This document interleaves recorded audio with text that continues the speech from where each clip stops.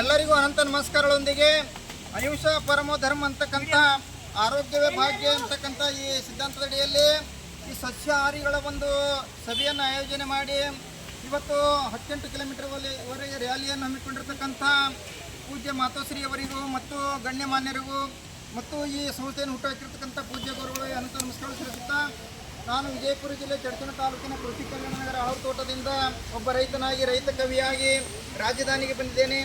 ಅಲ್ಲಿ ಯಾದವ ಸ್ಮೃತಿ ಭವನದಲ್ಲಿ ಪತ್ರಿಕೆಯಲ್ಲಿ ಓದಿ ಈ ಸಮ್ಮೇಳನದಲ್ಲಿ ಭಾಗವಹಿಸಿದ್ದೇನೆ. ಈ ಭೂಮಂಡಲ ಮೇಲೆ ಪ್ರಾಣಿ ಪಕ್ಷಿಗಳು ಗಿಡ ಮರಗಳು ಜೀವ ಜಲಚರಗಳು ಕಡಿಮೆ ಆಗ್ತಾ ಇದ್ದಾವೆ.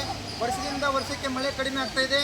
ಹೀಗಾಗಿ ಪರಮ ಪೂಜ್ಯ ಸ್ವಾಮೀಜಿಗಳವರು ಮತ್ತು ಪರಿಸರ ಪ್ರೇಮಿಗಳೆಲ್ಲ ಕೂಡಿಕೊಂಡು ಈ ಭೂಮಂಡಲ ಮೇಲೆ ಪರಿಸರ ಪ್ರೇಮಿಗಳು ಹೆಚ್ಚಾಗಬೇಕು, ಗಿಡ ಮರಗಳು ಹೆಚ್ಚಿನ ಸಂಖ್ಯೆಯಲ್ಲಿ ಬೆಳಿಬೇಕು, ಪ್ರಾಣಿ ಪಕ್ಷಿಗಳು ಹೆಚ್ಚಿನ ಸಂಖ್ಯೆಯಲ್ಲಿ ಬೆಳಿಬೇಕು, ಜೊತೆಗೆ ಆರೋಗ್ಯವಂತವಾಗಿ ಇರಬೇಕಂತಕ್ಕಂಥ ಸಿದ್ಧಾಂತದಡಿಯಲ್ಲಿ ಈ ಪರಿಸರ ಜಾಗೃತಿ ಅಭಿಯಾನವನ್ನು ಹಮ್ಮಿಕೊಂಡಿದ್ದು ಭಾಳ ತುಂಬ ಸಂತೋಷ ಆಗ್ತಾ ಇದೆ.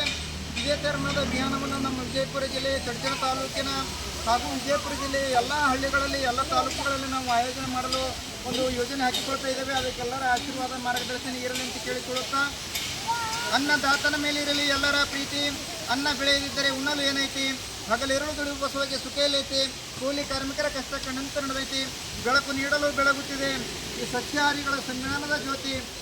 ಭಾರತ ದೇಶಕ್ಕೆ ಮತ್ತೊಂದು ಬರಬೇಡ ಕೋರ್ಯಾನ, ಚೀನಾ ದೇಶ ನಿನ್ನ ಜನ್ಮಸ್ಥಾನ, ಭಾರತಕ್ಕೆ ಸಂಬಂಧ ಏನ, ಹಾಳ ಮಾಡಬೇಡ ಬಡವರ ಜೀವನ, ನಿನಗಿಲ್ಲ ಇಲ್ಲಿ ಸ್ಥಾನ, ಬೇಗ ಹೊರಡು ನೀನ.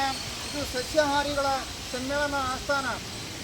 ಓ ನನ್ನ ಕೋಗಿಲೆ ಹಾಡುವ ನಾಡ ಮೇಲೆ, ಅನ್ಯಾಯ ನಡೆದಿದೆ ಅನ್ನದಾತನ ಮೇಲೆ, ಗರ್ಜನೆ ಮೊಳಗಲು ಈ ಭೂಮಿಯ ಮೇಲೆ, ಅನ್ನದಾತನೇ ಸಾರ್ವು ನಿನ್ನ ಮೇಲೆ, ನಿಮ್ಮೆಲ್ಲರ ಆಶೀರ್ವಾದ ಇರಲಿ ನನ್ನ ಮೇಲೆ. ನಮಸ್ಕಾರದೊಂದಿಗೆ ಶ್ರೀಶೈಲ ಆಳೂರ. ಜೈ ಸಸ್ಯಾಹಾರಿಗಳ ಸಮ್ಮೇಳನ. जय